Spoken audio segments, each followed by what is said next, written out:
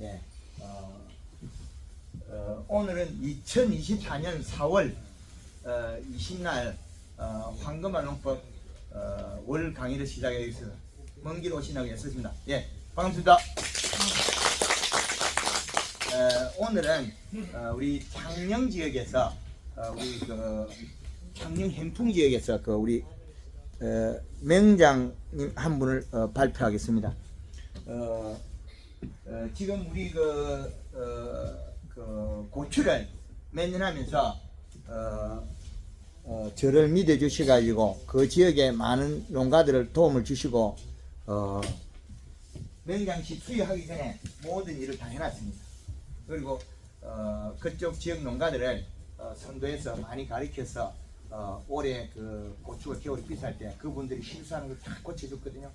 그래가지고 그분들한테 많이 칭송을 받고 있는 분입니다. 우리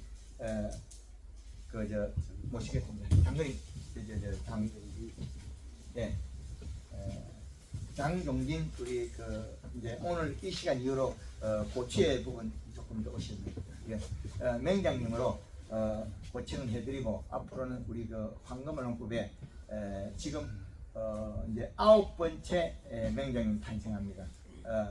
우리가 수여하고 난 다음에 큰 박수로 우리가 환영해 주시기 바랍니다. 예, 진행하겠습니다. 명장 품종고추 예. 경남 창녕군 장종진 귀하는 황금알농법 식물 생력 이론을 이행하여 고품질 고추 다수학과 함께 타 농가의 황금알농법의 우수성을 선도하여 지역농가 소득을 증대함에 있어 명장으로 위촉합니다. 2024년 4월 20일 황금알농법 대표 박기헌.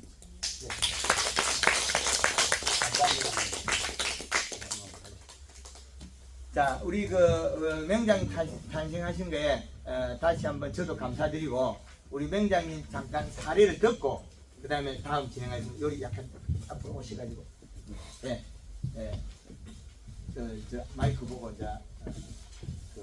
인사하시고 우리가 이때까지 그 지역에 많이 도움이 되는 역할을 하시고 했기 때문에 우리 사례를 한번 들어보도록 하겠습니다. 예, 하여튼 반갑습니다. 저도 여러분들 앞에 서가지고 말주변이 사실은 잘 없습니다. 그러고 또 이 대중 앞에 서면은 옛날에 제가 젊었을 때 또 안 좋은 일을 조금 겪고 이래가지고 트라우마가 사실은 조금 있습니다. 오늘 그런 것도 극복하기 위해서 뭐 여러분들 앞에서 서게 되었는데 하여튼 저는 창녕대합에서 풋고추농사 한 15년 차에 지금 현재 하고 있습니다. 재배 면적은 대략 한 3,000평 정도 하고 처음에는 제가 그 현풍에서 농사를 시작했는데 현풍 지역이 땅값이 너무 비싸가지고 제가 이제 그 토지를 구매를 하면서 창녕하고 현풍하고 가격 차이가 너무 많이 납니다. 그래서 창녕 쪽으로 내려와서 한 3,000평 정도 이렇게 영농을 현재 하고 있는 그런 상태입니다. 사실은 제가 맹장을 뭐 받기는 부끄러운 수준입니다. 현재 제 위치가. 그렇지만은 우리 대표님께서 생각하실 때 뭐 황금알농법을 조금 더 열심히 해서 지역을 선도해라는 그런 격려 차원에서 맹장을 주신 거라 생각하고 하여튼 고맙게 받겠습니다. 앞으로 황금알농법 열심히 실천하도록 하겠습니다. 예. 그리고 황금알농법에서 제가 이래 실천하면서 느끼는 거는 첫 번째는 비용이 조금 저렴합니다. 우리가 일반 수입 비료를 쓰면은 20kg 한 포에 8만원에서 한 12만원 정도 합니다. 그죠? 뭐 12만원 극하면 더 비싼 것도 있겠지만은 그런 수입 비료를 계속 지속적으로 쓰지 않고 뭐 황금알농법에서 추천하고 있는 질소질 위주로 이제 요소나 요안을 쓰기 때문에 비용적인 측면에서 많이 절감이 됩니다. 제가 볼 때는 한 절반 이상 비용이 우선 적게 들어가는 그런 현재 상태고요. 또 비용이 또 적게 드는 부분도 있지만 또 이시를 적정하게 이렇게 관리를 해주니까 수확량도 굉장히 많이 늘었습니다. 수확량도 늘고 수확량이 또 늘면서 품질이 저절로 또 이렇게 받쳐줍니다. 그래 가격도 당연히 잘 받을 수밖에 없겠죠. 그리고 올해 같은 경우에는 뭐 제가 농사 짓고는 청양고추 시세가 최고 좋습니다. 좋아서 올해 뭐 다행히 농가의 소득에도 큰 도움이 되고 있고 혹시 또 기농을 뭐 준비하고 계시는 분들은 언제 연락을 주시면은 기농에 대해서도 제가 조금 안내를 해 드리도록 하겠습니다. 뭐 참고로 저 창녕에 우포농업학교라고 있는 학교에 현재 그 실습 농장으로 되어 있어가지고 학생들이 저희 농장에 또 와서 실습도 하고 그래 하고 있는 중입니다. 뭐 한국말 농법에 대해서는 저는 아직까지 뭐 많이 이렇게 모르고 또 궁금한 게 진행하다가 안 되는 게 있으면 저는 수시로 이제 사진을 찍어서 박 대표님한테 보냅니다. 그래 안 풀리는 게 있으면 또 질문을 하고 그 자문을 받아가면서 아직까지도 하고 있습니다. 하여튼 열심히 하겠습니다. 고맙습니다. 참고로 제가 말씀을 안 드렸는데 부상으로 골드그린 2말, 골드칼라 2말 부상으로 드립니다. 예. 예, 잘 활용하겠습니다. 예, 고맙습니다. 오늘 우리 그 온 분들을 한 분 한 분 얼굴을 담아 놓도록 하겠습니다. 여기서 다 있는 분 앞으로 제인이 됩니다. 그 여기 다 등록되어 있으니까 앞으로 꼭 조심하세요. 그 제인 목록에 딱 올라가는 겁니다.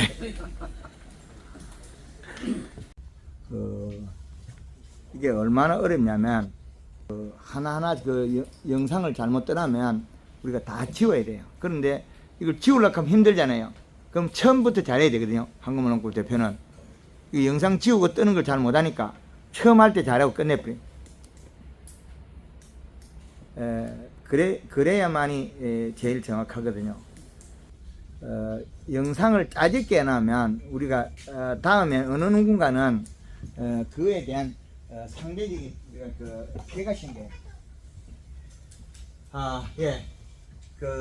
오늘은 우리 그 맹장님도 한 분 위촉이 되셨고 하여튼 좋은 날입니다. 앞으로도 그 전국에 우리 한국말 농법 맹장님들이 많이 탄생하셔서 그 지역 리더에서 저 일을 좀 들어주십사. 그래야만이 제가 또 더 많은 일을 하죠. 그런데 어디까지 갈 것이다, 어디까지 종착역이라는 아직까지 많이 못 정했습니다. 그래서 계속 진행하고 계속 갈 뿐입니다. 종착역이 아직 안 나왔기 때문에 아직까지 연구는 진행이고, 그래서 알지도 못할 때 또 많은 강의를 했을 때 그때는 제가 능력이 그거밖에 안 됐기 때문에 사심을 가지고 한 건 아니나 지금에 보면 송구스럽기도 합니다. 뭐 태어날 때 다 알지 못한 게 죄라면 그것도 잴 수가 있고 그런데 그 뒤에도 열심히 가고 있다. 지금 우리가 이래 토양 분석해서 이 분석표를 가져오시는데 참 좋은 겁니다. 이 흙을 뜰 때는 우리가 위에 지상부에 뭐 10cm를 걷어내야 칸크는 말 쓰면 절대 안 됩니다. 이시 측정하면 위에가 비료가 많을 때가 많거든요. 그런데 15cm 밑에 가면 비료가 없어요. 그런데 생땅을 파가가면 이 분석표가 전혀 안 맞는 거죠. 우리가 경작하는 거는 비료 대비 주는 자리 흙을 가져가야 된다는 거죠. 그래서 지상부에서 땅이 딱딱해지는 위치까지가 우리가 경작하는 면적을 보면 됩니다. 그래서 직각으로 잘라내고 두부처럼 잘라가야 되는데 한 군데 거를 가져가야 되지, 좋은 자리, 보통인 자리, 나쁜 자리 이 세 개를 가져갔으면 같지 4개, 5개를 떠가 섞어 가져가면 흔하게 됩니다. 개판으로 된 거예요. 그게 우리나라의 현실입니다. 몇십 년 전에 이 기술을 외국에서 가져올 때 그걸 그냥 쓰고 있다는 거죠. 우리는 변해야 되죠. 그래야만 정상이 나는 거죠. 그래서 토양 시료를 채취할 때는 거덕을 걷어내지 말고 거부지기만 끄면 위에 거. 부엽. 우리가 부엽 토스죠. 부엽만 긁어내고 밑에 흙은 가져가라. 거부지기만 끄어내고 흙을 떠라.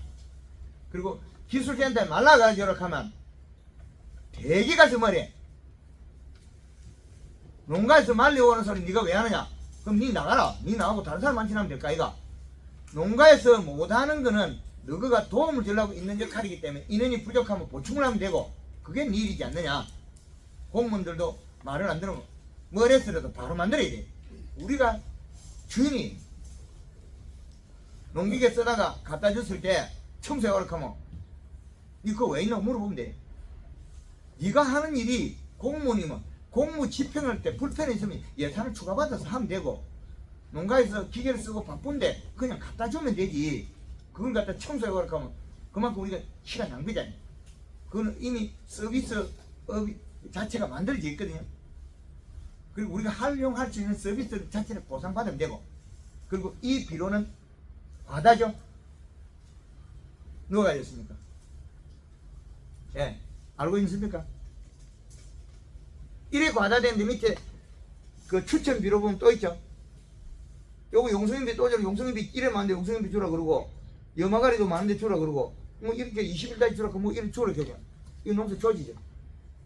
그 이 작물이 배가 손에 이거 줬다 그럼 농사 땡. 요소 비료만 줘도 모자라는 판국에 어떤 놈은 비료를 준단 말이에요. 20일까지 주면 더 이리 타죠. 그죠? 21-1 되면 더 이리 탑니다. 21%의 질소는 암모니아트의 질소가 질산태로 바뀌면 14.7에 30% 없어지면 14.7에 17, 17 되겠죠. 그 봄에 잠깐 좋았다가 그뒤 나빠져 공기가. 그래서 이런 비료를 주면 안 됩니다. 하여튼 잘 가져오셨습니다. 토양 분석을 하지. 분석표를 보고 여기에 추천 비료량은 절대 따라하면 안 됩니다.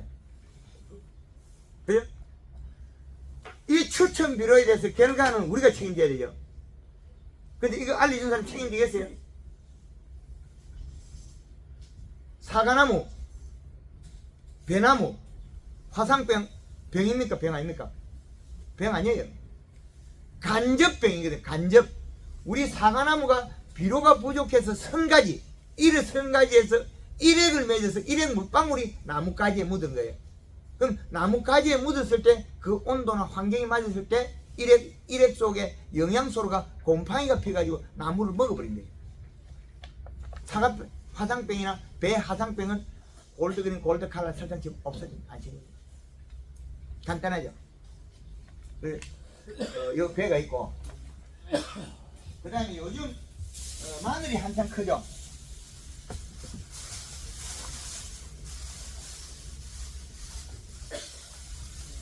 왔더니 너무 크다고.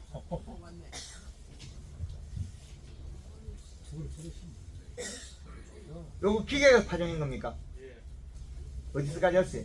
손 들어보세요. 아, 예. 대사면 종이 올라오는데 지금 기계 파종해서 이거 꼬부리 있잖아요. 요래 샤프 요래 되죠. 요렇게 맞거든요. 기계 파종하면 장점이 뭐겠습니까? 그거 일액이 훑어지 요 땅으로 가겠죠. 그러면 가을에 심었을 때 고자리 파리가 비로잡기도 잘 안 생겨요.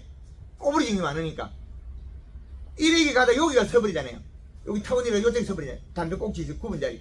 그러면 고자리 파리가 비로잡기도 잘 안 와요.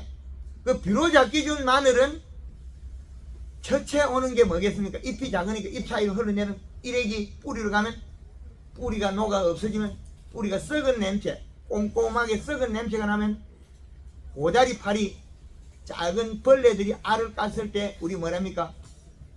요즘은 똑똑해가지고 컴퓨터 뭐 현미경을 갖다 대고 있어. 그 벌레 키우다니면 응애, 뿌리가 뭐 안 좋고 상했다 하면 고자리 파리. 고자리 파리는 해를 주는 유해충이 아닙니다. 고자리 파리는 유해충이 아니에요. 마늘의 뿌리 응애 유해충이 아닙니다. 유익충이에요. 마늘의 고자리 파리가 어떻게 유해충입니까? 유익충이죠.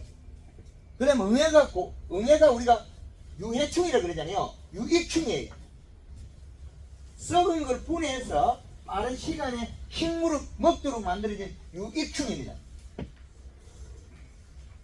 우리 고체 장맹장님 이해되십니까?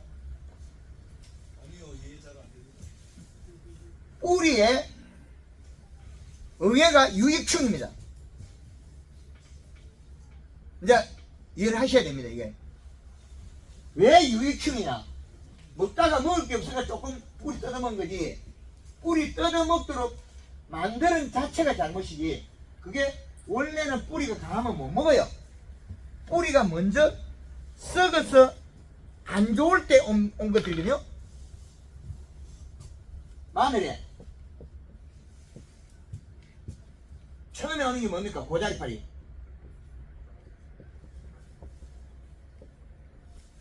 요거 플러스 해가지고 응애죠. 뿌리 응애. 얼굴 안 보이기 때문에 요즘 현미경 보가지고 응애 있으면 응애야 고자리 펼쳐라 그러죠. 요것들은 이식같이 0.5에서 0.8이 된다는 거죠. 이래가 제일 많이 맞는 이식. 그러면 심어놓고 이식같이 1.2가 되면 이래가 안 되니까 안 오겠죠. 1.2가 된 거는 가을에 커가지고 그 다음에 부직포 덮어나면 얘는 이시가 1.2면 요거는 겨울 봄이 되죠. 봄이 되면 뭡니까? 무름병이 와요. 겨울을 지나고 난 다음에 요게 이식같이 0.6에서 0.8이 된다는 거예요. 먹어보고 성장하면서. 그러면 겨울에 부직포 속에서는 응애가 안 와요. 그 무릎병이 안 와요. 왜? 눌러가지고 휴지가 있거든. 휴지가 이렇게 어떻게 떨어집니까? 지 몸으로 안 떨어지죠. 이렇게 바깥으로 떨어지잖아요. 그럼 뿌리 무릎병이 안 와요. 무릎병은 요 안으로 들어가야 되거든요. 이래기. 무릎병은 이래기 요 안으로 들어가야 돼요. 요 입 중간에 입이 못 있는 요 사이로 들어가야 되는데 이놈이 부직포를 덮어놓은 이놈이 못하고 이렇게 자빠져 있잖아요. 그럼 이래기 여기 안 들어가고 어떻게 돼요? 바깥 떨어지고. 그럼 부직포 벗기고 나면 이 놈이 겨울에 다 묶고 나면 요렇게 이시가 떨어져요. 이렇게 떨어져요. 그러면 봄에 무릎병이 와 있겠죠. 요거리. 요거 무릎병이 오기 전에 우리는 뭐 해야 돼? 오기 전에 비료를 뿌리고 있거든요. 봄 비료. 봄 비료를 뿌리면 다 치료되가 없죠. 비료에 의해서 일액이 안 매지가 치료되는지 그러면 무릎병이 오시면 또 요때 약을 치거든요. 약방 얘기 무릎병 약치가 병 치료되나요? 고다리팔에 약 치료되나요? 안 되거든요. 왜 안 될까요? 간접균이기 때문에 직접균은 탄저병 같은 건 잎에 앉아서 뚫고 들어가거든요. 근데 간접병이 더 많아요. 환경을 조성해줘서 병이 생기는 거죠. 우리 진주의 김효 명장님이 작년에 단감나무 한 포기에 요소를 18kg 줬단 말이에요. 몇 년생이죠 그게? 40년생이에요. 그러면 단감 한 포기에 40년생인데 요소를 18kg 줬다. 나눠서 주겠죠. 그러면 우리가 이야기하는 건 탄저병이 와야 되죠.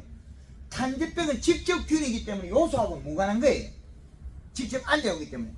약 방제에 있어 달라지는 거죠.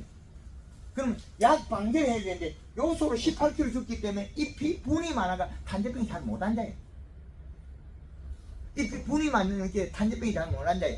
그러면 탄저병이 일부 온다리는 어떤 자리 오느냐? 양다리 온다는 거죠. 요렇게 요소를 줘도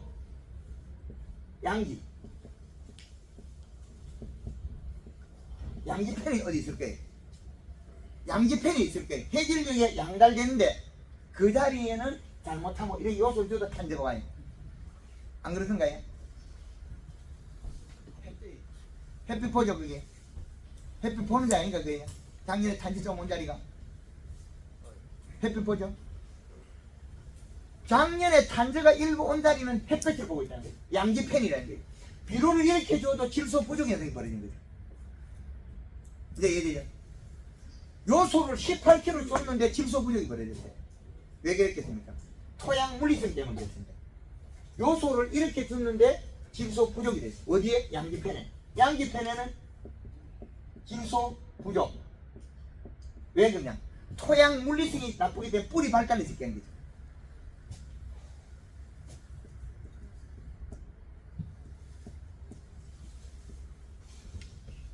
토양 물리성이 부족해.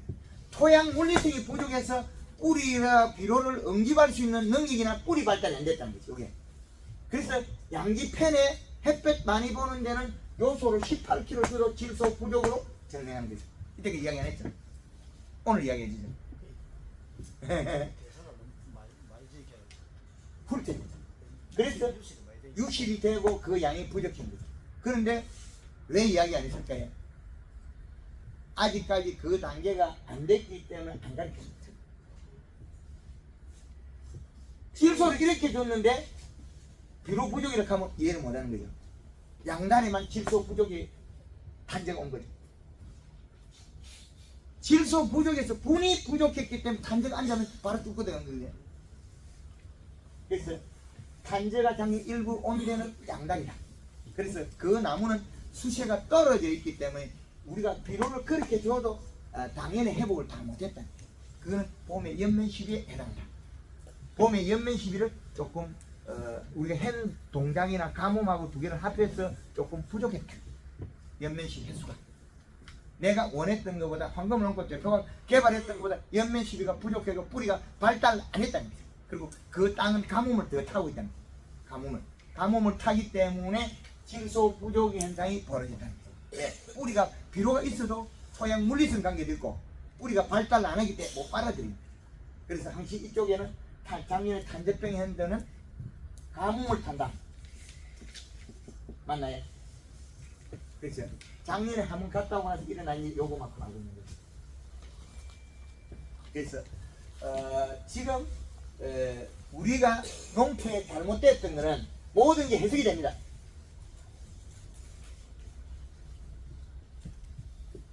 지금도 쉬지 않고 연구를 한꺼번에 계속하고 있기 때문에 앞으로는 이 마늘에 엽색을 보고 진단하는 진단법을 개발해 칼라차트를 개발해서 이시 측정하고 칼라차트 딱 갖다 대면 요 엽색에 따라서 달리 해석이 되겠죠. 자, 이 마늘이 잎끝이 돈방돈방 말라 들어가요. 돈방돈방. 마늘 우리가 도마에 야채 썰은 것처럼 딱딱 말라 들어가고 있죠. 왜 그랬겠습니까? NK를 안 줬기 때문에 장애가 발생 안 하는 거예요. 끝이 마르고 있잖아요. 끝이 마른다고 농약을 쓰나요? 쓸 필요 없거든요. 우리 여기 대표님 농약 씁니까? 한번 썼습니다. 저번에 노라이 돼가지고 올라가지고 약방에 가. 조금 뭐랍니까? 무시기는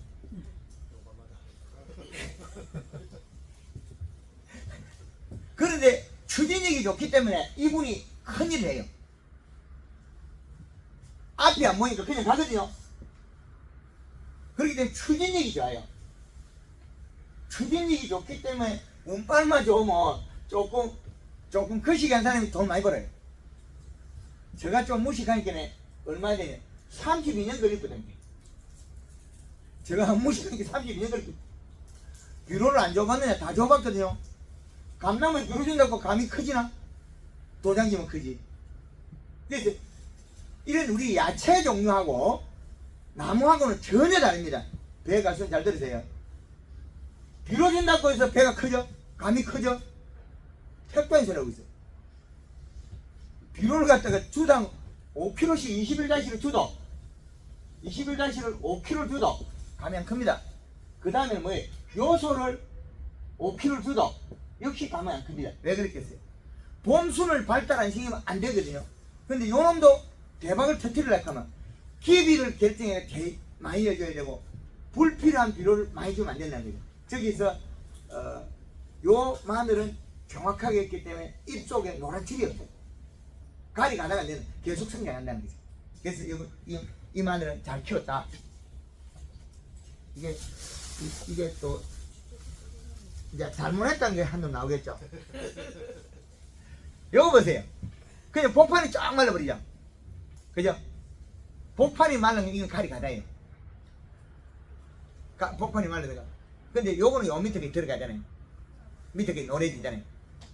그 노래진다는 소리는 힙줄이 노래진다는 소리는 가리가 많은 거예요.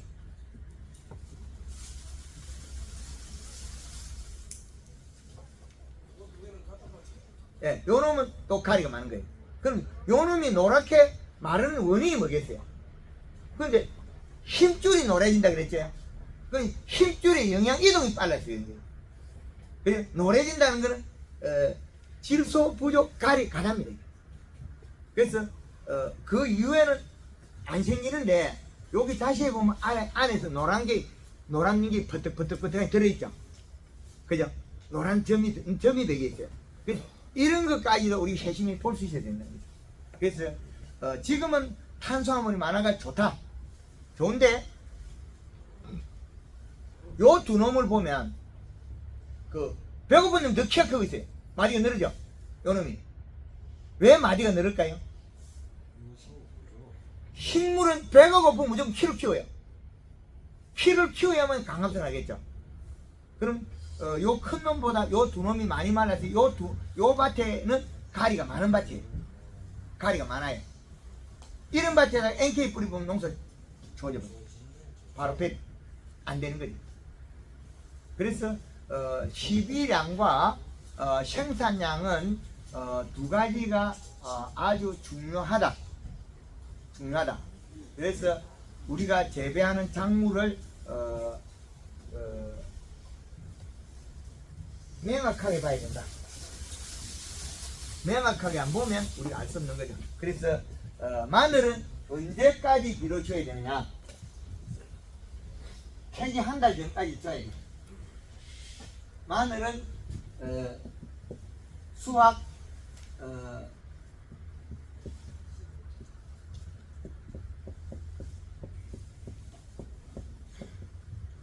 요소 축인데 인상가리가 전혀 없을 때는 이 말이 안 통해요. 32%짜리 NK나 이런 거 써야 돼. 32에 12 정도 되는 거. 그런데 우리가 마늘을 재배하다가 우리가 운빨이 없어가지고 혹시 누가 미생물을 준다 그러면 질소를 먹어버리거든요. 그래서 미생물을 쓸 때는 10번 생각하고 써라. 우리가 가수원에나 하우스에 미생물 쓰면 10번 생각하고 써라. 10군데 20군데 물어보고 써라. 왜 그래야 되겠습니까? 우리가 미생물은 먹이는 뭘 씁니까? 얘는 유기물, 얘와 플러스해서 탄수화물, 그 다음에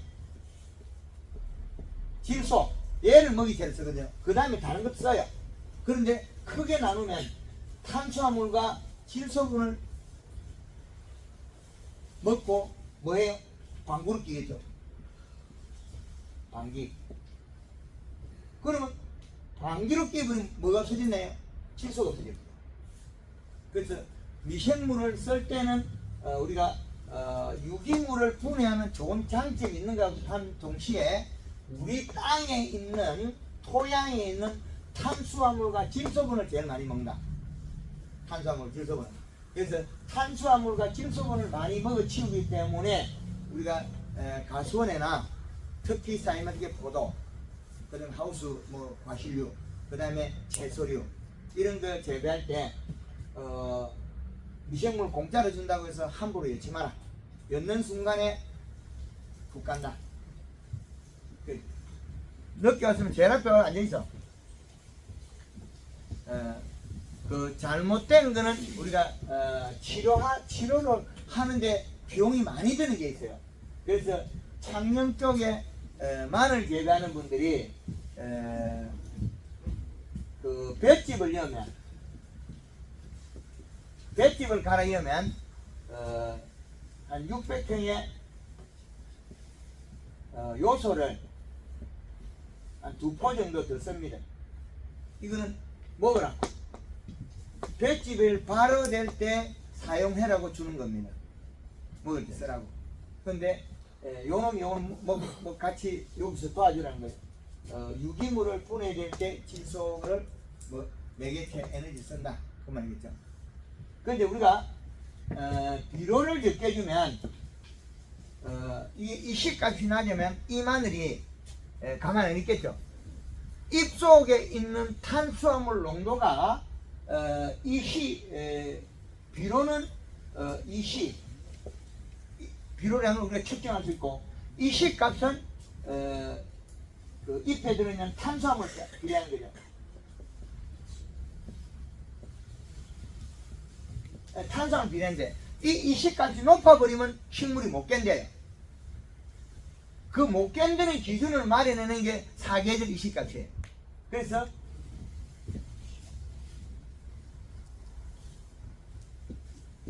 오늘 잘못 그렸죠? 약간 쳐졌죠? 이것도 잘 그려야 되는데 아직까지 연습도 해야 돼. 처음에는 용 삐뚤삐뚤했는데 그래도 요즘은 감자 정도는 그입니다. 우리가 계절의 축을 잡아서 이 축을 만들어 놓고 12달러 합성해서 계산해야 되거든요. 그러면 12월, 1월, 2월, 3월, 4월, 5월, 6월, 7월, 8월, 9월, 10월, 11월. 자, 12달이죠. 왜 십자가를 꼈을까요? 겨울에 제일 추운 날은 1월 15일. 여름에 제일 더운 날은 7월 15일. 그 다음에 봄은 4월 15일에 봄의 중심, 10월 15일에 가을의 중심. 이거는 경상남도 진주시청 기준점을 해서 북이몇도 경도몇도 시점을 해서 맞춰놓은 겁니다. 그럼 앞으로 전 세계가 쓸 수 있는 거죠. 그러면 일출 일몰 시간과 최저기온 최고기온들을 합성해서 만들어낸 거예요. 최저기온 최고기온. 그래서 겨울에 우리가 일조량이 적을 때 하우스에서 2.7의 이식값을 이하를 줘라. 이거보다 플러스 1을 더 먹는 게 짭짜리 도마도가 있어요. 짭짜리 도마도는 여기에 플러스해서 플러스 1을 더 쓰면 됩니다. 이거 짭짜리. 짭짜리 토마토. 짭짜리 토마토는 짭짜리 토마토는 이식값을 계절의 이식값에 1.0을 더해야 됩니다. 1을 더해야 됩니다. 1.0. 1을 더해야 된다. 그 외 것들은 이 기준값보다도 이제 식물 생육에 따라서 조금 조절해가서는 맥시마입니다. 그런데 이것도 비료 성분에 따라서 또 차이 난다. 그리고 우리가 재배되는 작물이 토양의 수분은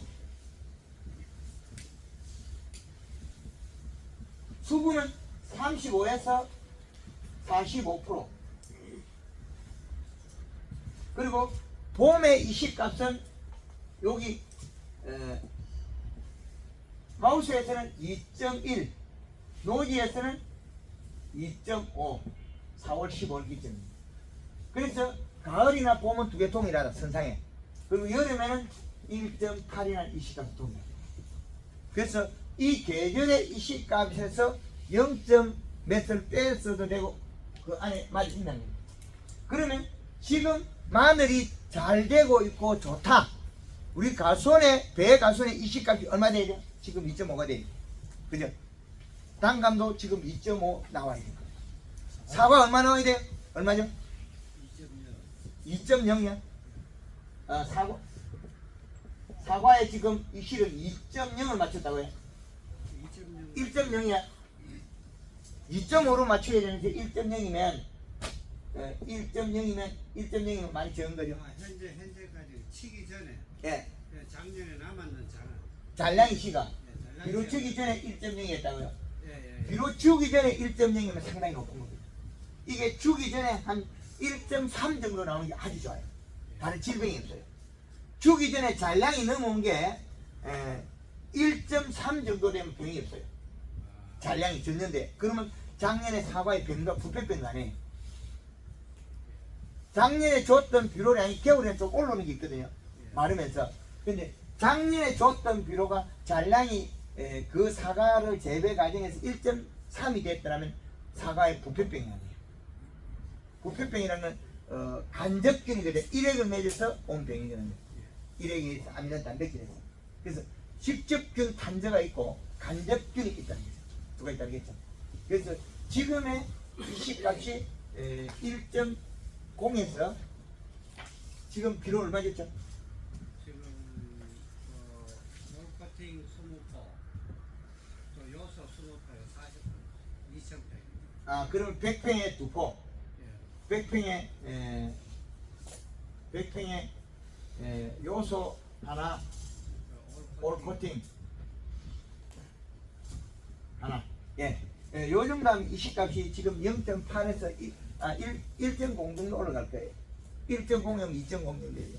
그래도 비료가 부족하다. 그래 이제 물로 섞어갖고 예, 5kg 섞어갖고 간주를 한다고. 전정간수를 해갖고 2,000평에 지금 뿌리 줬어요. 예, 그러면 올라갈 겁니다. 지금 순이 났기 때문에 순이 나기 전에 비료줘야 됩니다.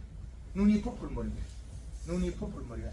눈이 포풀물을 왜 비료주라냐면 단감이나 사과의 잎들이 보면 이파리가 이렇게 가지가 났을 때 여기에 있는 이파리들이 세 번째, 네 번째 잎이 온방하게 생긴 것들이 있어요. 온방해져요. 온방에 요리되는 거는 가리 가다에서 잎이 오그러진 거예요.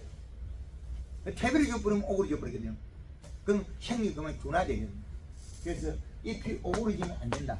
요리 온방에 생긴 배 이파리 요리 오그러지는 거 보시죠. 온방에 그게 태비를 줘서 그런데 태비 그거는 사실은 10개 흩어져야 되는 거거든요. 그런데 그걸 갖다가 보약이라고 몰아주는 거냐? 그럼 국물이 강해서 그래요. 지금 우리가 그 복숭아 농사 짓는 분들이 그 태비 그 보약이라고 농사 많이 주면 복숭아 농사 물려서 못 사요. 복숭아 재배는 제일 보약이 뭡니까? 요소. 요소가 보약인데 요소는 안 주고 NK나 주고 태비 많이 줬고 뭐 농사가 안 되겠죠. 그게 대표적이죠. 그래 하면 공판내가 돈 못 받아요. 올해는 조심해야 돼. 지금 사과에는 지금 꽃이 안 피는 농가들이 좀 있지만은 복숭아에 올해 꽃들이 많이 왔어요. 그래서 올해 대풍이 될 가능성이 많아요. 그래서 사과는 이 정도. 그 다음에 우리가 마늘이 지금 이 시값이 얼마나 나와야 되냐? 지금 최저가 1.2예요. 1.2라는 거는 1.2는 1액을 맺는 비료량이에요. 1.2라는 거는. 그럼 1.2 이상이 돼야만 1액을 안 맺는 거죠. 그럼 모든 작물의 전체가 우리가 봄, 여름, 가을, 겨울 전체가 최저 노선이 1.2예요. 우리가 재배하는 작물이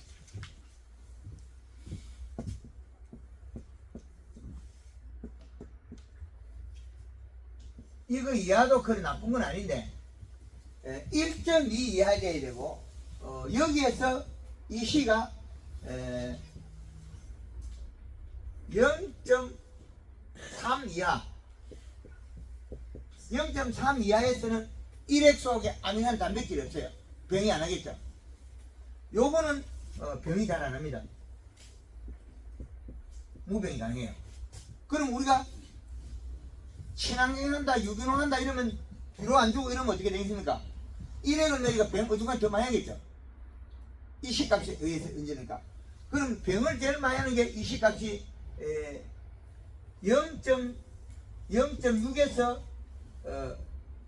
0.8이 되라는 거예요. 여기는 병이 과다되는 거죠. 그런데 병만 과다되는 게 질소도 손실이 많아요.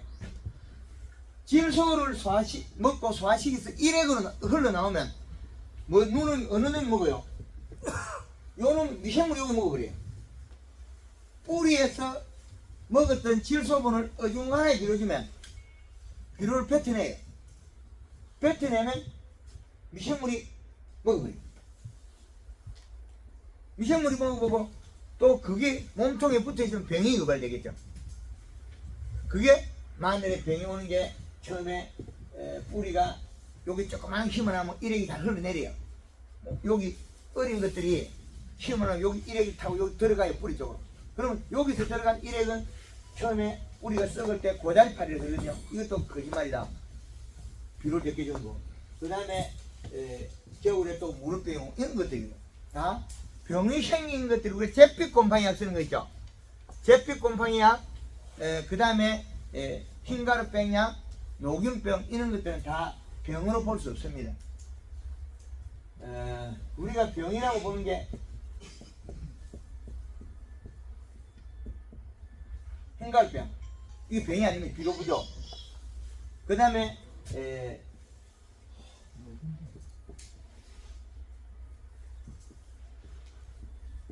잿빛곰팡이 그 다음에 이것들이 다 병으로 볼 수가 없어요. 그 다음에 요것들은 옆체에 나타난 거고, 마늘에는 고자리파리, 뭐 무릎병, 흑색근육병 다 이것들 병이 아니라고. 일액이 맺어서 생긴 거예요. 간접균이에요. 직접 균이 활동 못하고 어떤 영양의 매체를 공급을 받아서 발생하는 거예요. 영양의 매체를. 그 에너지를 누가 줬느냐? 우리가 대변에 작물이 뱉은 거예요. 그럼 누가 만들었냐? 주인이 그 병을 일으키도록 만든 거예요. 농사 우리가 재배하는 주인들 오너가 그 병을 유발시킨 주 장본이 되겠죠. 저가 있으면 저가 되겠죠. 그래서 모르면 덕이 될 때 있지 뭐 모르면 해가 될 때도 많이 있습니다. 작물 재배에서는 모르면 덕이 되는 것보다 해가 되는 게 많다. 그렇게 해서 마늘은 지금도 비료 줘야 된다. 어제 영천에 가서 마늘 비료 많이 줘라 그랬습니다. 지금도 비료 줘야 된다. 비료를 그래야만이 다수하고 있다. 왜? 지금 요놈이 비료 작은 요놈이 이파리를 지금 몇 장 가지고 있거든요. 한 장, 두 장, 석 장, 넉 장, 다섯 장 가지고 있잖아. 요놈 죽어도. 그럼 요 다섯 장으로서 얘가 클 비료를 먹어낸다는 거지. 비료만 주면. 안 줘서 못 먹는 거지. 줘도 못 먹는 소리는 아니에요. 어떤 사람은 뭐 줘도 못 먹나 이러는데 그거 아니에요. 마늘은 줘도 못 먹는 소리는 안 통합니다. 안 줘서 못 먹는다. 그런데 뭐에 포함해? 가리 비료 좀 많이 주니까 가리 많이 먹고 노래져 버렸죠. 근데 요소 주면 그 뒤부터는 괜찮다. 이 땅에 너무 가리가 많은 땅이에요. 이 땅 자체가 퇴비를 많이 줬거나 오염을 시켜놨다. 너무 농도를 높였다. 뭘 높이냐? 가리 성분이 많다는 게 느껴지죠. 가리가 많아서 순환이 너무 빨라서 일어난 일이에요. 그래서 가리가 들어간 만큼 질소를 안 줬다는 얘기죠. 상대적으로. 가리가 들어간 만큼 질소를 안 줬다. 그래서 잘못된 거다. 그래서 우리가 마늘 재배는 마늘 강이 끝나면 양파도 같이 강의했다 하면 끝이에요. 병이 똑같이 오니까. 마늘 강이 끝나면 양파도 강이 같이 한거 들었지 하면 끝나. 양파는 마늘 똑같은 의미. 그 대파는 뭐냐? 여름이기 때문에 요소만 더 많이 주면 돼. 쪽파는 뭐냐? 그것도 비료 더 주면 돼. 그러면 이런 작물들을 재배할 때 수박 다르고 뭐 다르냐? 똑같아요. 수박이나 메론을 심어가지고 흰가루병 온다. 살짝 흰가루병 보이면 100평당 요소 10kg 뿌려 5kg 주고 한 일주일 있다 또다시 5kg 간주하고 그 뒤에 골드그린이나 골드칼라 설탕량을 쳐놓으면 끝. 더 이상 병 안 생겨. 멈춰버려. 흰가루병이 생기도록 우리가 그 간접균이 생기도록 우리가 조건을 만들어준 거예요. 잎 두께 약했을 때. 그 잎 두께가 이 실을 더 높이고 잎이 쬐까만 두꺼워진 거는 병 아무것도 아닙니다. 우리 그 장명장님 비로 가다가 이제 병 하던가요? 병은 안 하고 절간이 굉장히 짧아지고 농사가 안 됐으면 안 됐지 병 하다네. 이 씨값을 요걸 넘겨버리면 병 절대 안 합니다. 병은 개뿔 무슨 병을 해? 이 피 돌띠처럼 나무가 이제 안 크고 생산량이 도로 감소합니다. 요 이식값보다 높아지면 병은 절대 안 합니다. 생산량이 감소할 뿐이지. 근데 최고치의 이식값을 절정치로 만들었다는 것은 이건 상당히 좋은 거죠. 근데 우리나라에 어느 강사가 이걸 개발해 강의한 사람 없죠? 황금한 뭐 우리 회원 여러분들은 복 받은 거예요. 제가 좀 무식하니까 앞으로 잘 가요. 뒤돌아 보진 않아요. 무조건 가고 봐. 그러니까 이걸 개발해냈지. 이걸 갖다 개발하려고 생각도 안 하잖아요. 전혀 다른 일입니다. 그래서 마늘은 앞으로 비로 더 주자. 어디에 돼 있죠? 최저치가 1.2당이 나오죠. 이제 이해됩니까? 최저가 1.2예요. 그래야만이 마늘이 커가다가 흑석근육병도 안 오고 병이 안 오겠죠. 그럼 비료를 먹은 걸 갖다가 허실이 안 돼요. 땅으로 그 공중으로 날아가는 거 왜? 일액을 맺어가 떨어뜨리고 얼른 먹어버려. 미생물 얼른 먹고 방구르깨핀데 질소가 없어져 버렸잖아요. 일액을 맺으면 땅에 있는 질소분은 땅에 있는 질소분이 존재하는데 우리가 감나무가 먹거나 사과가 먹거나 마늘이 먹었을 때 일액이 나와버린 거 비료가 없어져 버려. 고추가 먹고 이름이 떨어지는 순간에 내 밭에 떨어졌다. 개뿔 떨어지면 뭘 떨어져? 미생물 못 빈. 아미노산 단백질을 바뀌었기 때문에 못 빈 거예요. 그 대신 뭐만 남아요? 인산가리 그대로 남아있어요. 안 먹으니까. 미생물이 인산가리 먹어요? 안 먹어요, 절대. 그대로 남겨놓습니다. 인산가리 절대 안 먹습니다. 미생물은 안 먹는다. 똥 싸고 그대로 날아가고. 여기에서 질소분만 들어있지, 그 다른 것도 먹어요, 먹기는. 왜? 우리가 여기 마늘이 가리를 먹고 여기 올라와 있잖아요. 노랗게. 미생물 역시 먹긴 먹어요. 분해해가지고. 먹어도 그거는 에너지화는 그대로 남겨놔. 돌려놔. 그러면 그대로 땅에 투축되어 있다는 거죠. 그래서 마늘 재배하는 분들은 오늘 짧게 강연 내용들을 잘 보시고 요걸 요 겨울에 걸 보면 여름에 거는 겨울 거 반대로 하면 돼요. 그러면 요 놈들 재배하는데 우리가 여름에 배추를 심는다. 쪽파를 심다. 감자를 심다. 비료가 각각 다를 뿐이에요. 그러면 얘들한테 올 코팅을 쓸 거냐 요소를 쓸 거냐 그 차이거든요. 근데 땅속에서 계속 나오는 게 좋은데 땅속에서 계속 나오니까 올 코팅 요소만 올 코팅 되게 있어야 돼. 한국에는 요소 올 코팅 되고 포장하는 게 판매가 잘 없어요.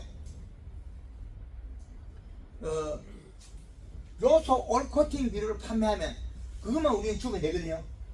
그러면 늦여름에 늦여름에 우리 가을 고추를 심는다 하우스에. 그 더운 때 뭘 줘야 됩니까? 요소 주고 올 코팅 요소 주면 끝나는데 비료 줄 게 없으니까 복합 비료 주고 당근 주고 있다는 거예요. 그럼 농사가 안 되겠죠. 여름 배추를 심는데 토양 속에 인산가리 가가 축적이 되어 있죠. 인산가리 칼슘 마그네슘 이렇게 과다되어 있는데 우리는 뭘 줘요? 복합 비료 주고 있다.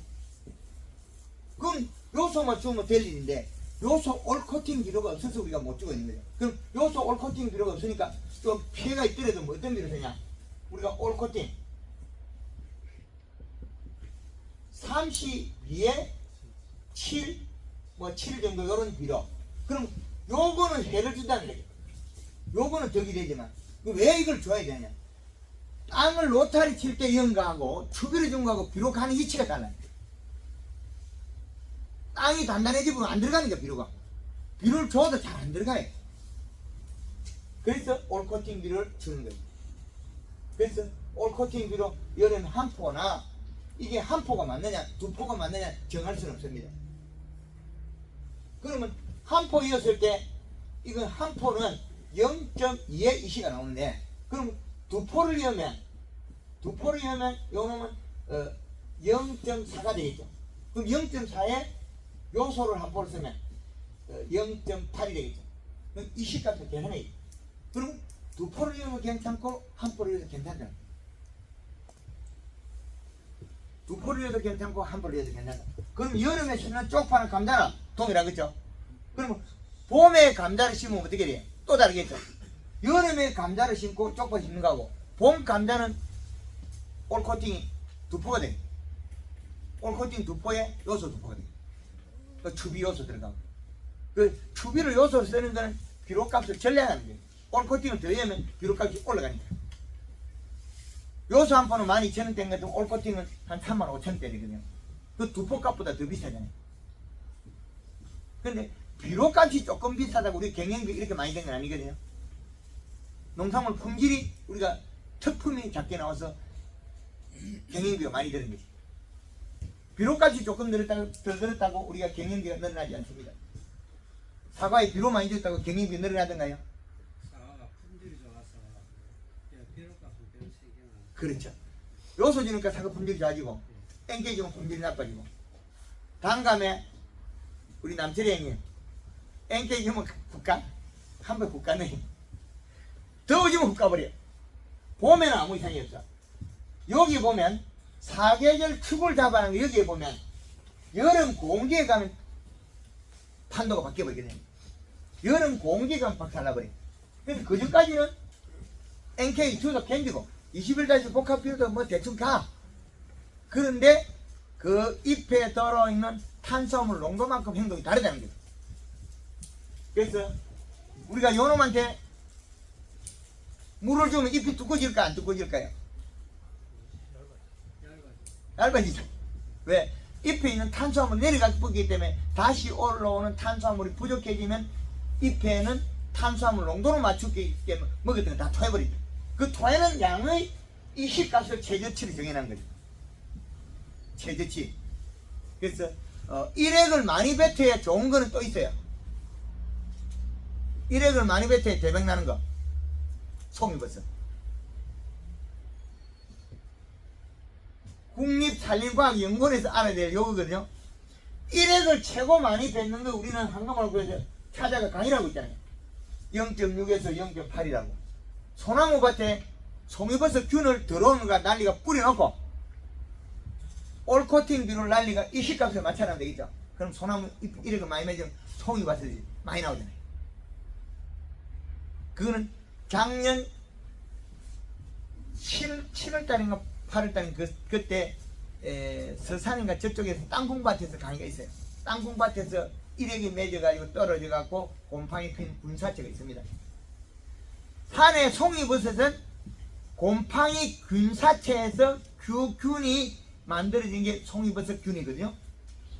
송이버섯은 어떤 에너지를 가지고 하려고 하냐면 소나무가 솔잎에서 일액이 떨어져서 만들어진 에너지랍니다.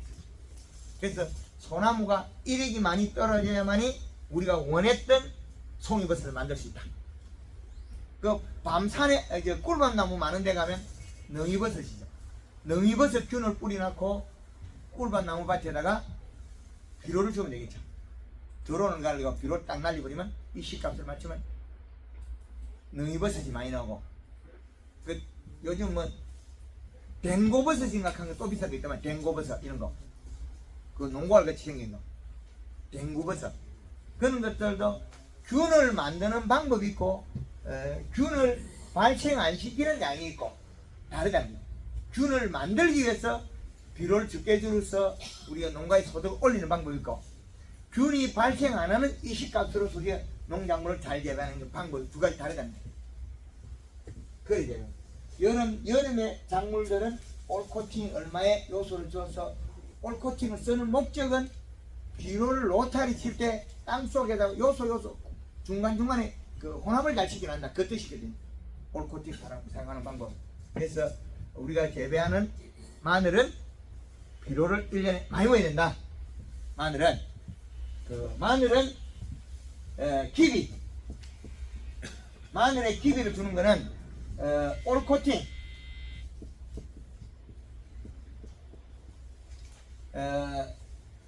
세포에서 5포 이 말은 점질 땅에는 세포 4포 주고 사질 땅에는 4포 5포 줘라. 마늘 심을 때 기비 그리고 여기에다가 요소를 한 포를 곁들이라. 한 포를 그래서 심어서 이중을 덮어서 키우게 된다. 그 다음에 이듬해 봄에 추비하면 된다. 요게 전부. 마늘 질문하고 안 그러면 정리하겠습니다. 네. 저는 고성에서 왔습니다. 고성에서 왔는데 홍산 마늘을 심었는데 네. 녹병을 지금 많이 하거든요. 네. 비료 얼마 주세요? 비료는 제가 처음에 100평에 요소 한 벌써 그쪽에 엊그제도 400평에 요소 세포를 짓습니다. 400평 요소 세포 줬다고요? 예. 근데 이 시는 지금 1.5 이상 되거든요. 그 전에 비료가 떨어지지 않았는가요? 아니에요.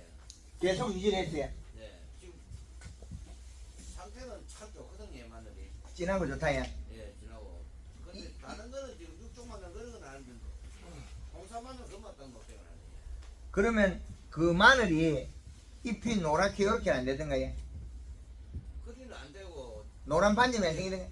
무엇이 녹색을 막혀고. 그거는 병이고 예. 그거 오기 전에 이 색하면 아주 새카만 거 좋아해. 그러면 그 포자가 그거는 직접균으로 봐야 돼. 우리가 마늘의 녹병.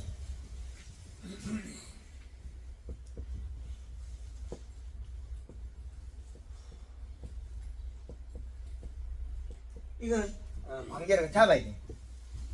간접균은 우리가 원인 제공해서 생산하는데 녹병은 직접균으로 분류해야 돼. 이게 이식값이 안 떨어지고 계속 키웠다면 병이 발생했다면 직접균이다. 이식을 계속 안 떨어지고 계속 가져왔어요. 네. 겨울에 얼마나 왔죠?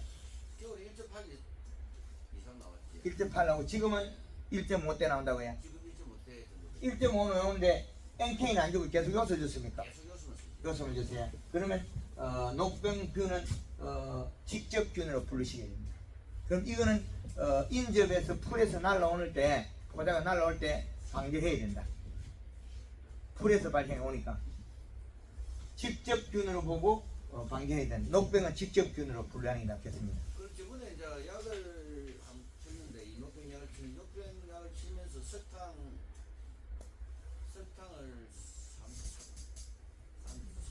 300g 물을 한 말에 예. 300g 그린 한 조금하고 수가 이제 약을 섞고 했는데 그게 이제 비가 오니까 또 녹병이 좀 더 사라지더라고요. 예. 또 배치 나면은 또 그게 또 좀 무시하고 아직까지 많이 확산은 많이 안 되는데 약을 계속 키우니까 그게 윗면은 그 밑에도 옵니까? 이때면은 자꾸 윗면만 만져요. 윗면은 어디야? 그럼 직접 하늘에서 소복소복 내려온다. 그거는 약을 치가지고 방지하는 게 낫겠습니다. 녹병. 녹병은 잎에 얼룩얼룩한 온 거는 균제를 써가지고 살포해서 방지해주죠. 그게 이제 비 오고 난 뒤에 비에 의해서 비산해가 오거든요. 예, 그래서 비 오고 난 뒤에 바로 그 균을 잡는 게 낫다. 탄저병은 비 올 때 오는데 균들이 비산을 할 때 맑은 날 비산해가 다니는 게 있고 맑은 날 이렇게 맑은데 기류에서 움직이는 게 있고 비가 올 때 돌아다니는 게 있고 두 가지로 나오는데 그것도 우리 황사처럼 날아다니는 게 있고 맑을 때 황사처럼 맑을 때 날아다니는 게 있고 비가 올 때 날아다니는데 맑을 때 날아다니는 건 비에 좀 약해요. 균이 있더라도 비가 자주 오면 균이 죽어버리는 경우 있어요. 근데 비에 날아온 거는 비가 오면 더 심해져요. 비가 오면 그것들은 비에 날아오는 건 탄저병 같은 건 비에 많이 발생하고 우리가 마늘의 녹병 이거는 가물면서 많이 생기는 조건이겠죠. 일본에서는 한 달 전에 생겼어요. 지금보다. 우리나라에도 왔으니까 이거 방지하시는 게 좋겠다. 그래서 기비로서 마늘 양파는 거의 성패가 끝나요. 그럼 우리가 기비를 갖다가 4포 열 거냐 5포 열 거냐 그 차이겠죠. 그러면 우리가 봄 추비가 되는데 봄 추비는 우리가 토양 분석표가 있거나 잎을 본 상태에서 요소를 3포에서 많게는 5포까지 많이 준 사람 이 이상도 준 사람이 있습니다. 요 정도까지 봄 추비를 줄 수 있다. 마늘 지금까지 추비 몇 포 줬어요? 100평에? 3.5포에 예? 골비로 3.5포 골비는 3.5포 올해 3.5포 위에는 위에는 한 번도 안 줬습니다. 골비로만 계속 주세요. 예. 우비를 한 번도 안 줬어요. 처음 준 건 첫 비료는 우유 줬잖아. 첫 비료는 우유 줬잖아요. 첫 필요를 90%를 뺏기 전에 뺏기고 덮어 세워가지고 멈췄어. 그때도. 뭐 전체 골비로만 주세요. 예. 3.5포를. 이쪽에 연안 좋은 거는 물로 날리는데 똑같이 날리는데 기준은 똑같고 기계로 거 날리고 이건 90%를 안 씌웠고 두 개는 안 좋은 거 두 개는 아, 요 놈은 90%를 안 씌웠고 이거는 제일 좋은 거는 90%를 씌웠고 골비로만 3.5% 더하기는 똑같이 들어갔습니다. 그 부지포 시한 게 더 힘있게 컸다네. 예, 거기 좋고 예, 힘있게 크니까 또. 기비 기비가 기비가 몇 개 들어갔죠 이게? 기비는 천지 와이어크 거기 군에서 온 비료가 네포 한반 4포 만들었어요. 예, 고기 22%짜리거든요. 예, 맞아요. 완효성이 22%짜리가 4포 만들었다 그죠? 요소만 계속. 완효성이 4.5포. 지금까지 들어간 게 그 8포 정도 들어갔거든요. 잘하면 2포 더 쓸 수가 있는데 앞으로 1포만 더 쓰고 마무리 지으면 되겠네. 1포 정도 열심히 하면 1포 더 쓸 수 있겠어요. 아직까지 안 해준 게 아직까지 안 놓고 있던데. 예. 비로 먹고 큰 게 마늘이죠. 지금은 마늘이 까마귀 좋지? 네, 다른 집하고 비교하면 밖에서 보면 시큼시. 이렇게 돼 있죠. 예. 왜 우리가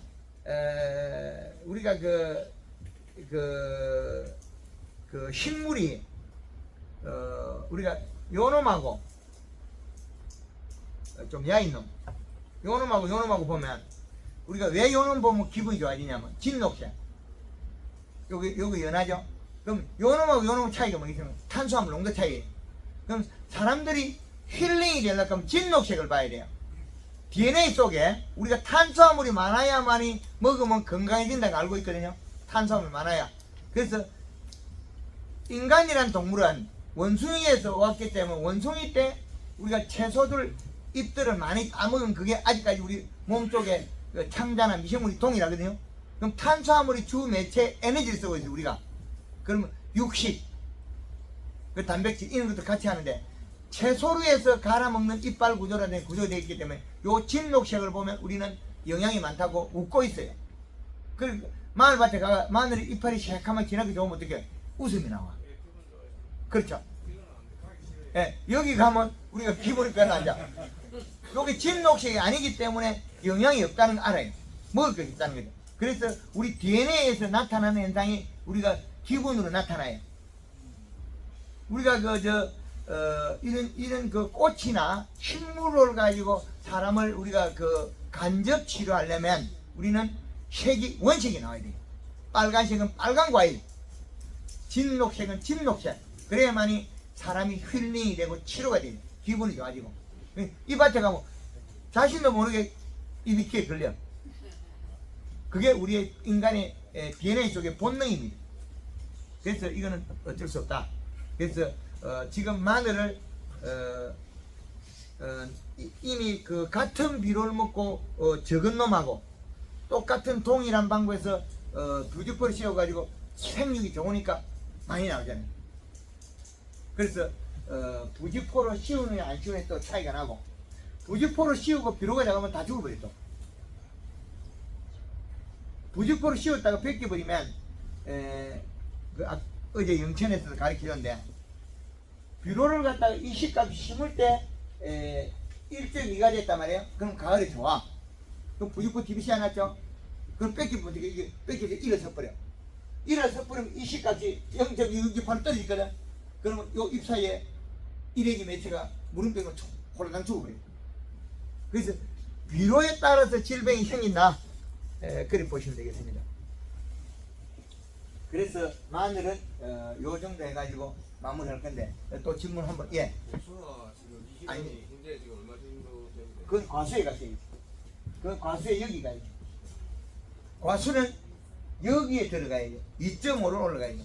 지금 1.1에서 비료 줘가지고 요렇게 줬다는 게 그 복숭아 밭에 로타리탄에 치라 그랬는데 비료를 갖다가 요소 주당 한 2kg 정도, 그 다음에 올 코팅도 한 2kg 정도, 4kg 비료 뿌리면 거였습니다.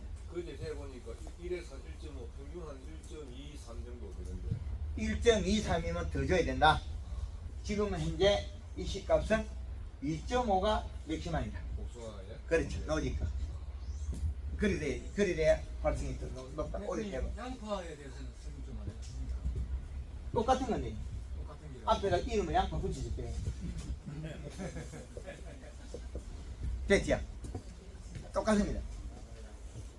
마늘, 양파는 두 개가 동일한 시점이 동일해 똑같다. 이 식감 따지면 무릎병하고 동일하다. 비료량이 적으면 마늘에 양파에 녹균병을 많이 하겠죠.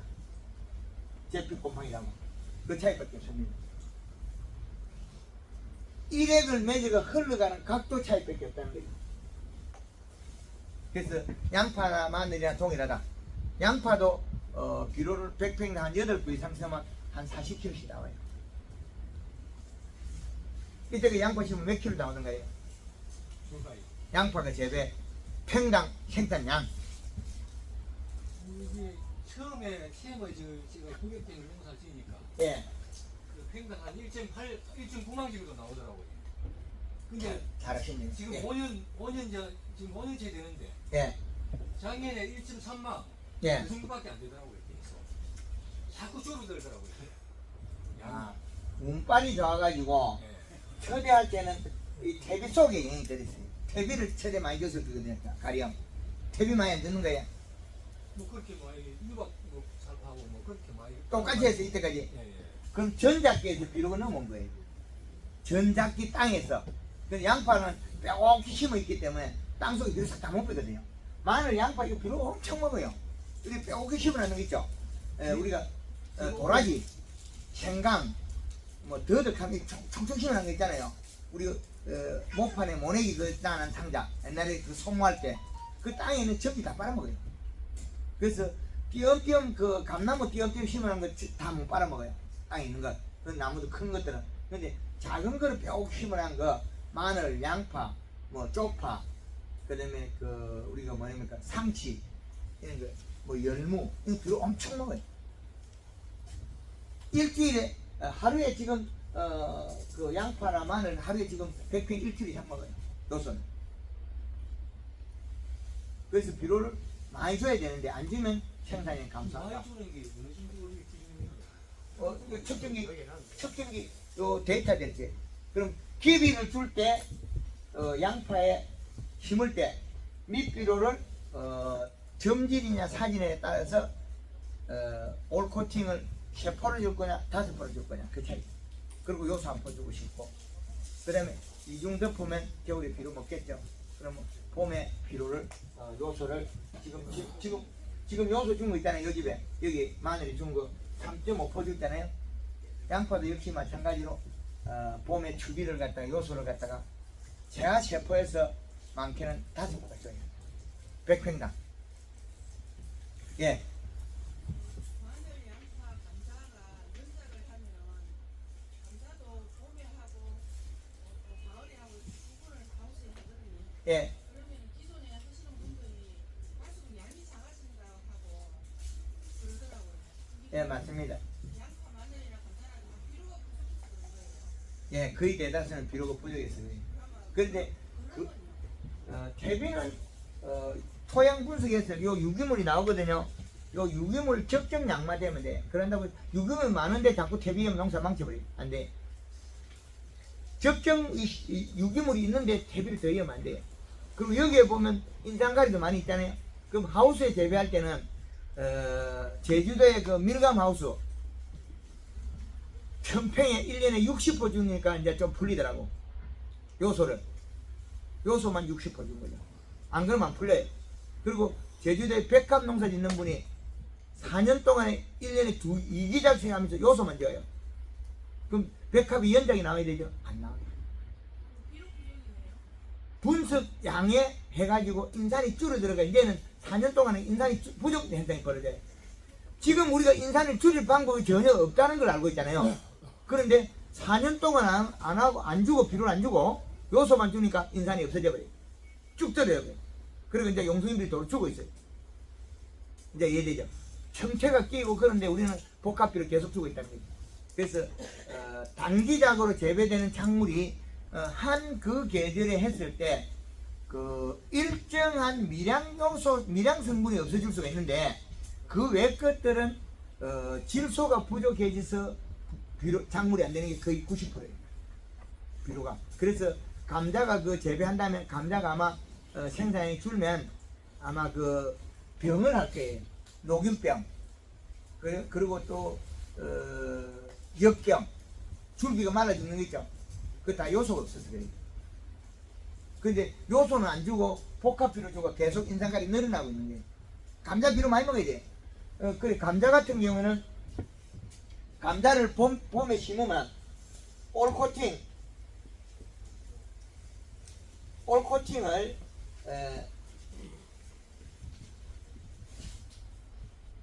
2개에서 3개 더 연다고 나쁘진 않아요. 그럼 요소 양을 줄이면 되니까.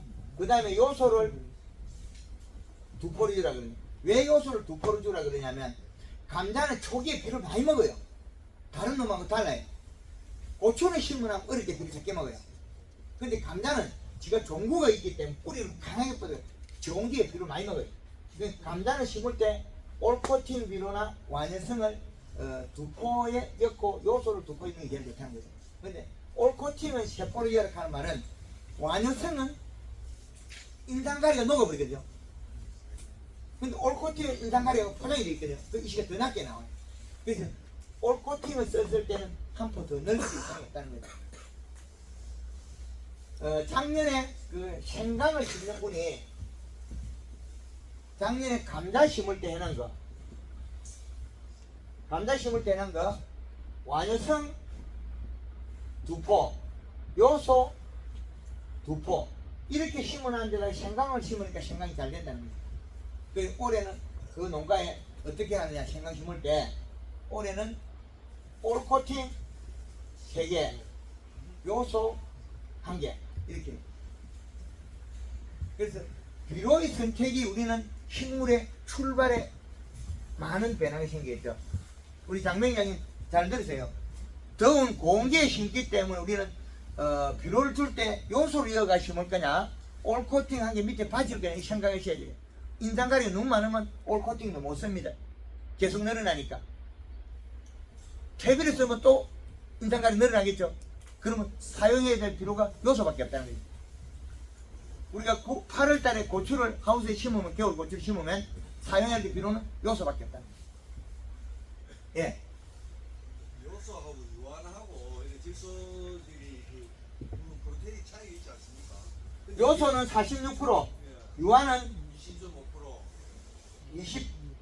20%짜리도 있고 22%짜리도 있고 그래요. 요놈이 요즘 그 가짜로 만들고 있는 건데. 20.5% 나오던데요, 저는 유한이. 그렇죠. 그러니까 옛날에는 유한이 22%였거든요. 요새는 20%짜리도 있고 22%짜리 있고 이게 뭐 조금 되지 못해. 요소 이것도 지금 46%가 아닌 것들도 나와요. 고대기 다시 보면. 우리가 지금 이제 그 비료를 장기적으로 쓰다 보니까 보통 토양이 pH가 좀 높거든요. 높은 경우에는 유한을 쓰는 게 유리하죠. pH가 알칼리냐 산성이냐? 산성입니까 알칼리입니까? 보통 높게 나오죠. 높게 나온다는 게 7 정도, 이런 7 이상 나오죠. 7 나온다? 그럼 낮추는 게 요소가 제일 많이 낮추죠. 요소는 산성이니까. 요소가 산성, 유한은 알칼리. 요소를 산성으로 보면 됩니다. 그럼 산성이 끌어내리겠죠. 요소가 알칼리 끌어내리겠죠. 그래서 그 알칼리가 된 원인은 석회를 많이 쓰고 있다는 거예요. 석회나 고토 이런 비료를 많이 쓰고 있다는 거예요. 그래서 그 비료가 높은 걸 굳이 사용하면 안 되는 거죠. 근데 혹시라도 하우스 고추 재배하는데 미생물이 좋다고 함부로 써서는 안 된다. 미생물이 좋다고 절대 쓰지 마라. 그건 꼭 기억해야 됩니다.